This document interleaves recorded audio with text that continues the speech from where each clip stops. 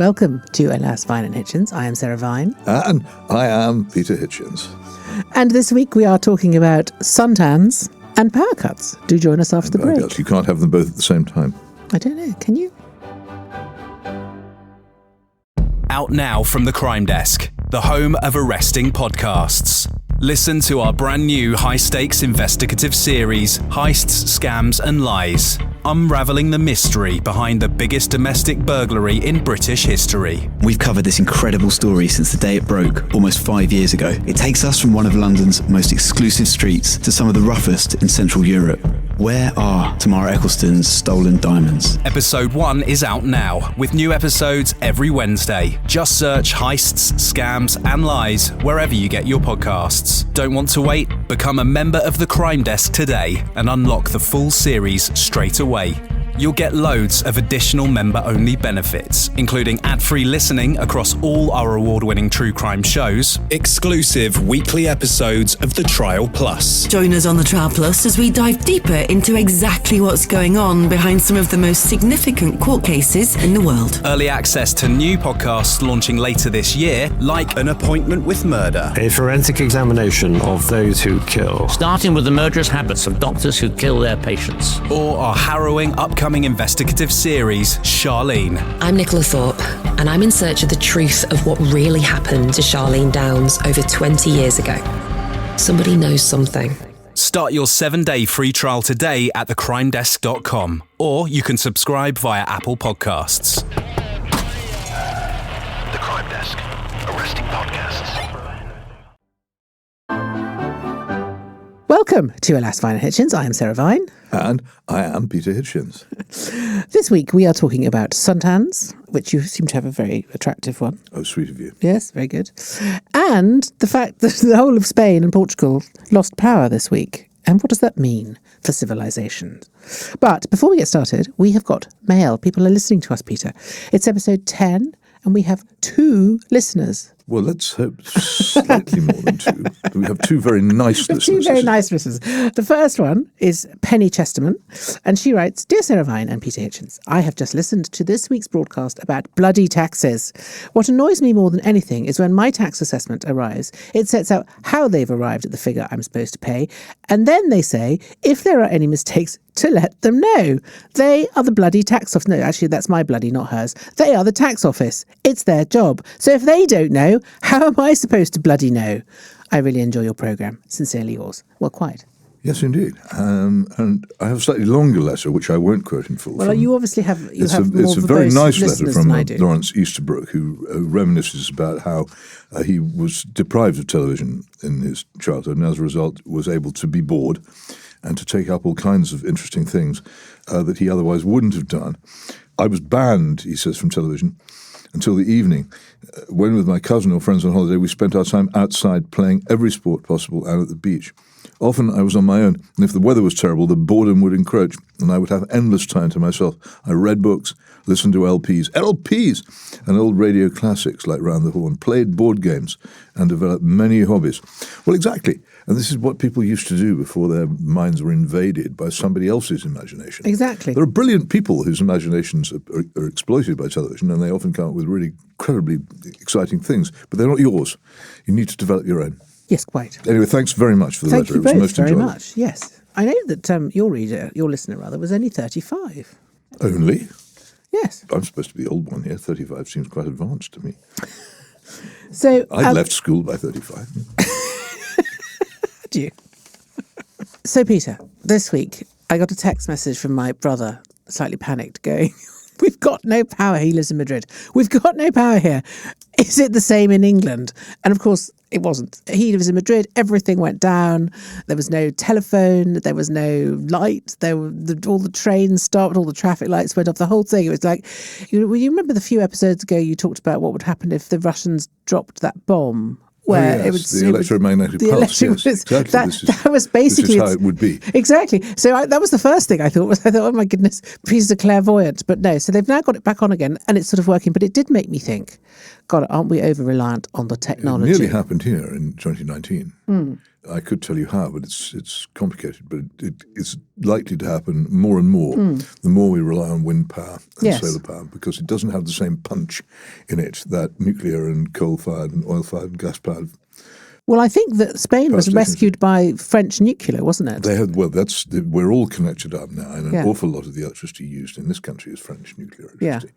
And it wasn't an unreasonable question to ask it. It happened to us too, because the whole of Europe is interconnected in this way, and the whole system could quite conceivably flip and everything turn over. But also, I think there is a grave possibility that these things could be being done deliberately as some kind of acts of warfare. There's I wouldn't rule it out. No, I wouldn't either. And we've had these similar, but not the same. We've had these cyber attacks on Marks and Spencer's, and today there was one on Co-op. But the thing that really made me think was that we are just completely over-reliant on the technology. So last week, they started shutting down the old copper wire telephone system, the old analogue telephone system. The plan is for it to be completely gone by 2027. That's just madness, because if we do have a serious energy crisis, which, as you say, is looking more and more increasingly likely, not just because of the sort of drive to net zero, but also because of potential hacks, etc., you're going to need your landline. In the same way that my brother said that one thing that saved him was his old radio, which he collects old bits of hardware. So he had an old transistor radio which was working because it was analog. Well, yeah, I have a lot of those as well, but you can't have them. But it's the telephone thing. My old home phone no longer works. Technically, it's supposed to, but I've tried and tried to follow all the instructions, and I cannot get it to function anymore. And so I've written it off as dead. There's no point. As long as you've got battery, then your mobile phone will work. The key thing, which I think every thoughtful person in the next 10 or 15 years is going to get round to this, I've been considering it for a long time, is having a generator. And I've been in so many places where without a generator you're lost.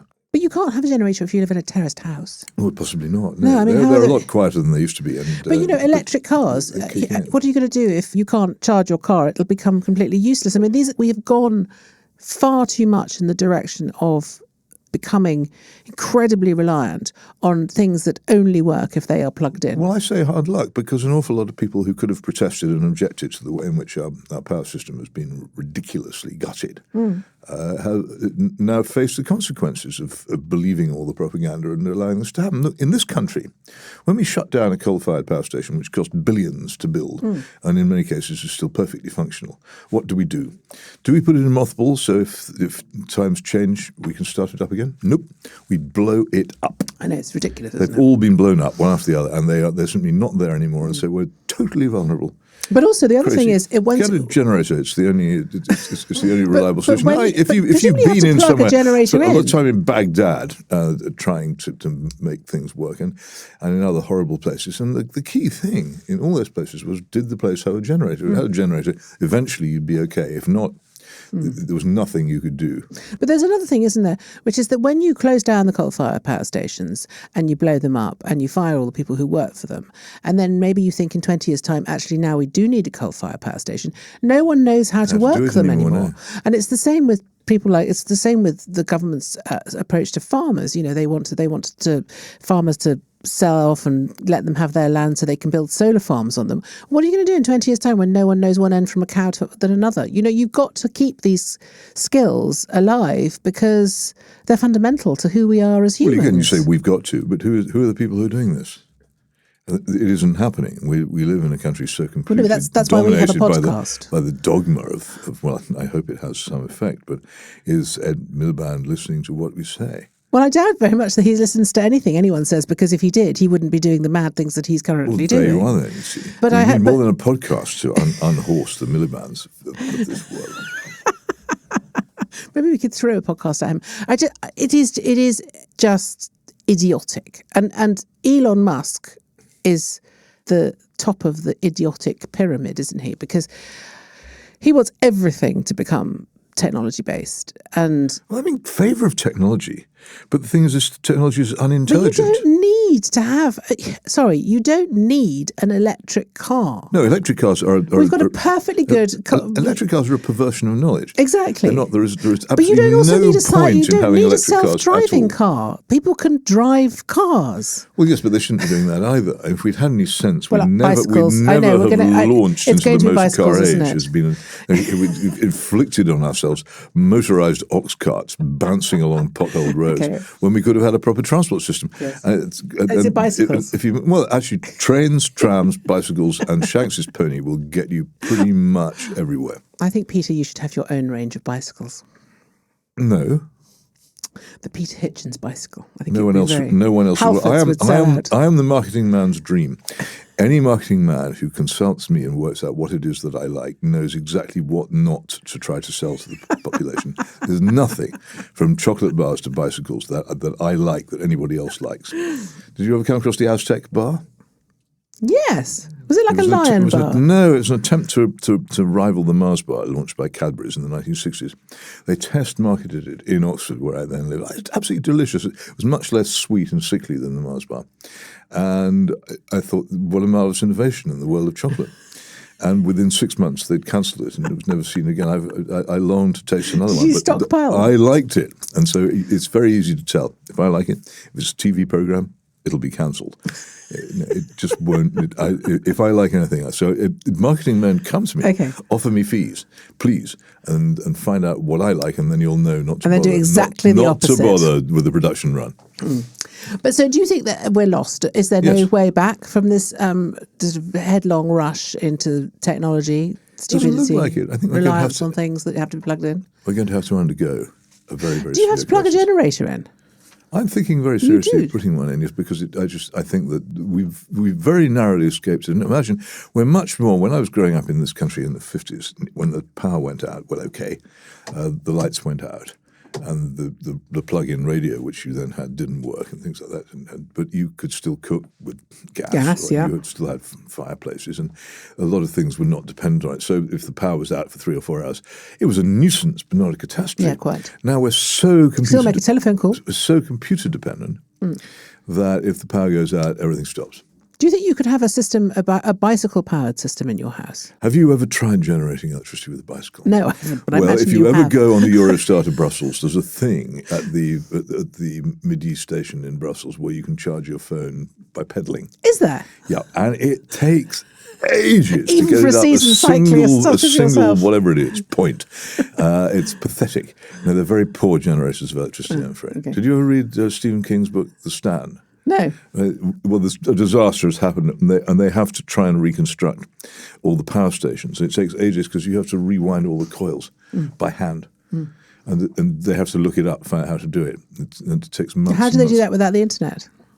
I think they have a book? An encyclopedia nestling somewhere in one of those things called, what are they, libraries? I have to say, I am very worried about all this stuff. So you should be. Yes. Get a generator. You'll be less worried then. Okay. My uncle used to have a generator on his farm, actually, because that... Well, I can imagine, yeah. They make a tremendous noise. Not anymore, they don't. Oh, They're okay. much smoother than they used to be. Okay, right. The generator manufacturers have realised there's a lot of future in their product. Well, thank you. Do let us know if you have a generator, or indeed if you have any suggestions for preventing the forthcoming zombie apocalypse. I didn't mention zombies. No, but there will be zombies. There's always a zombie when there's an apocalypse. No, the zombies are the ones walking along the street with their mobile phones. Exactly. Staring into them. Boom, boom. Yep. This is Alas, Vine and Hitchens. When we come back, the big question. Peter is as reluctant as the average vampire to be seen in the sun, so why, every summer, does he turn the colour of a high-end riding saddle? Stay with us, and don't forget your sunblock. Welcome back to Alas, Vine and Hitchens, or Alas, Hitchens and Vine, as it's Mia's time. Yeah, that's definitely, you're never going to get over that, I'm never going to get over it, no. But the main point here is nothing to do with that. It's to do with that I'm not really a sunshine person. I like grey. You do surprise me. Well, there you are. I'm not. And swimming in cold seas and stuff like that. And of course, I sleep in the soil of your native bed of earth in an open coffin, and flowers wilt in my presence. and I feast off the blood of virgins, and I am... And babies? Generally, not babies, no. You draw the line at babies? No, I draw the line at babies. Good. Thank God. But the important thing is that I am generally a very pasty English person from the pasty 1950s, and that's the way I'd like it to stay. I will not wear sunglasses. The whole sunshine industry is repulsive. Yes. And the idea of sunbathing is repulsive to me. I remember when I took beach holidays as a child, I would invariably get burnt. Yes. So bits of me would turn bright red, and then they'd peel off, and that would be the end, and then I'd be pasty again. So the whole thing is people going for this, smearing themselves with lard or whatever it is they put on and becoming brown. It's ridiculous. It's tanning also... powers. I can see the point of fake tan, none of the effort, but on the other hand, it looks so terrible. But anyway, I don't do that either. But as you will have observed, and did observe before it came back and went away, I have especially on television, I have a face which entitles people to call me gammon around about this time of year, about the time the sun starts shining, end of April, middle of May, June. My face tans. And so the backs of my hands. That's it. That's it. The rest of it remains totally pasty. And you have a journalist's tan. Very simple reason for this, which was that I was once caught in Mogadishu without any protection from the sun in Somalia, and I was extremely badly sunburned. And the only bonus of this is that this thing happens each year. And each year I'm reminded of the Mogadishu experience, which was startlingly horrible. As it is, we were talking earlier on about what happens when the world shuts down. This was a place where the world had shut down. I flew there from Nairobi in Kenya on a Russian cargo plane, sitting on the top of the cargo. And this gave me another great... Why? Sorry, why? Because it's the only way to get to Mogadishu. Why are you trying to get to Mogadishu? My then newspaper suddenly had a rush of blood to the head. I had unwisely offered to go to Mogadishu because you probably don't even remember this because you're so young, but there was a famine there, and also the places had fallen under control of these gangsters. And George Bush Sr., the nicer one, announced that he would send the U.S. Marines to Mogadishu and sort it out. So I'd offered vaguely to go, and my officer said, no, don't bother. I'd been in Israel at the time. And then suddenly they changed their mind. I said, get on the next plane to Cairo, and then get from Cairo to Nairobi, and then you'll find a way into Mogadishu. They didn't know anything about it either. So I ended up in the polished black shoes and a blue suit, standing in Nairobi airport, and I found this cargo plane that was going, Russian cargo plane, and we sat. I had a wonderful photographer called John Downing on top of this huge pile of cargo, mainly supplies for the Associated Press office in Mogadishu. And I've never taken aircraft precautions seriously, all that stuff about do your seatbelt up and an oxygen mask will descend, because we sat on top of this heap of cargo. When the plane took off, the heap of cargo slid to the back of the plane. And when it landed, it slid to the front. So and with it, presumably you and your photographer. Surprisingly enjoyable. And then the last bit of enjoyment we had when we arrived at Mogadishu airport, which was a selection of ruins. And there was a van there belonging to the Associated Press, and the one bloke there who spoke English, no customs, no passport control, the sun sinking rapidly in the west. And the welcome party was a group of teenagers, 12, 13, 14, with Kalashnikov, AK-47. And they sidled up to us and said, do you want bodyguard? And John and I looked at each other, and we didn't really know what the answer was. And we turned to the American guy who's meeting the AP cargo, and we said, do we need a bodyguard? He said, oh, yes. If you don't have a bodyguard, you'll be naked and dead by morning. To hire them, they're probably okay. So we hired them, and we set off into Mogadishu. And it was a dead city.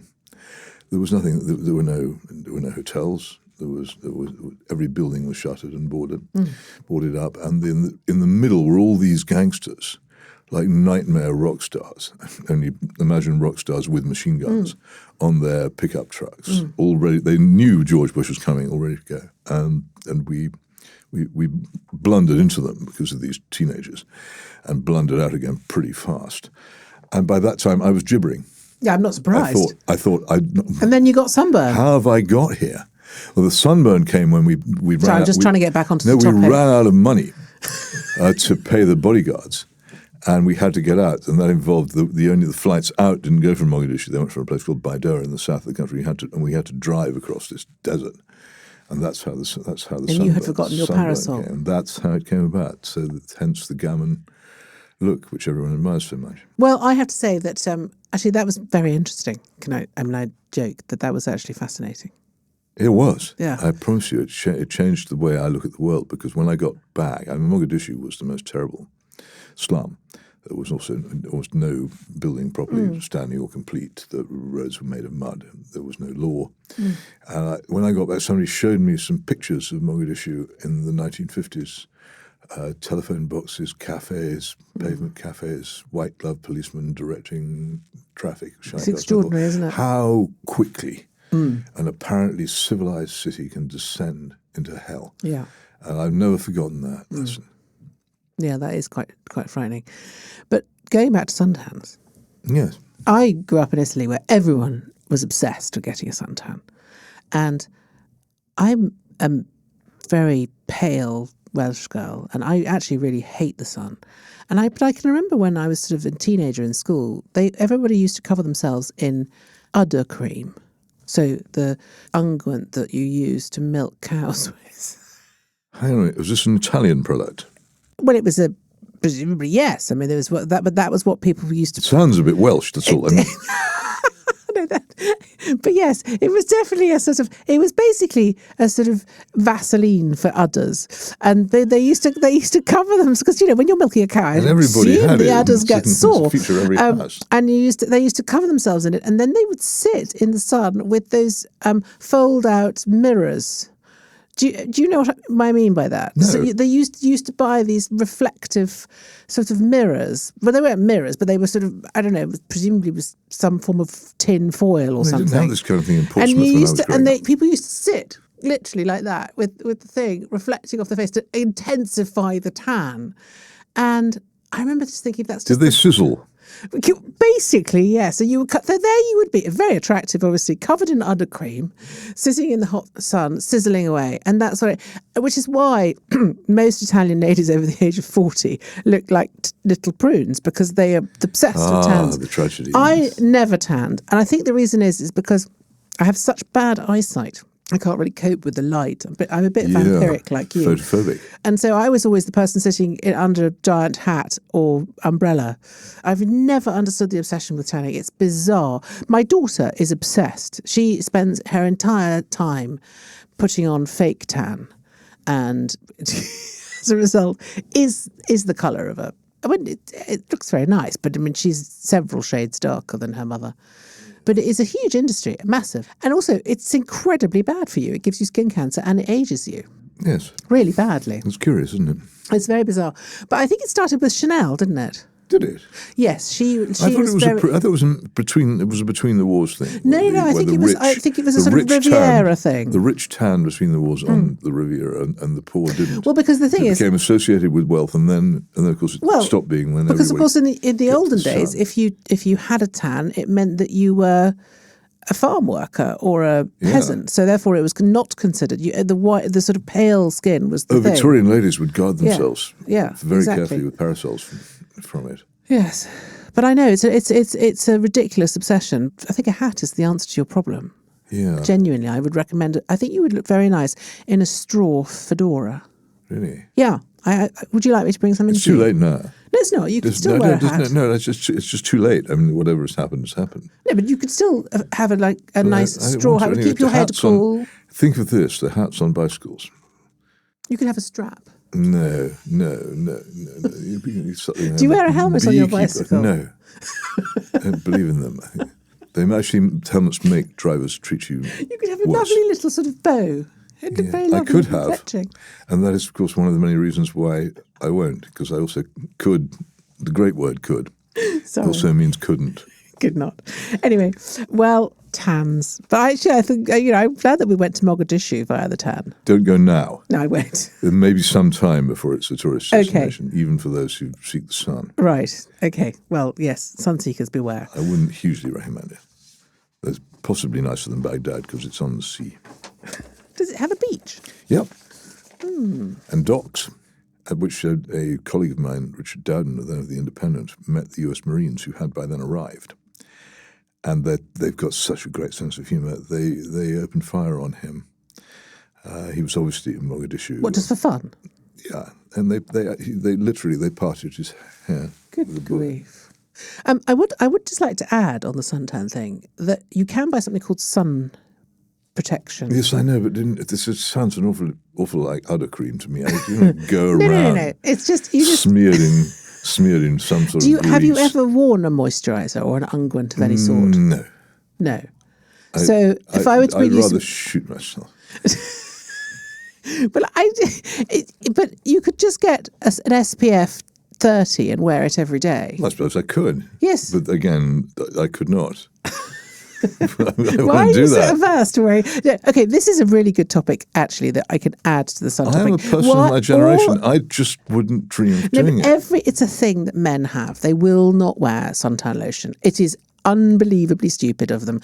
Every man I've ever known will not wear suntan lotion, and then they get sunburned, and then they complain. Then they die. And then you say to them, "Why don't you wear suntan lotion?" They go, "I don't need that." They seem to think it's some sort of judgment on their masculinity if they wear suntan lotion. I'm glad you noticed that men are different.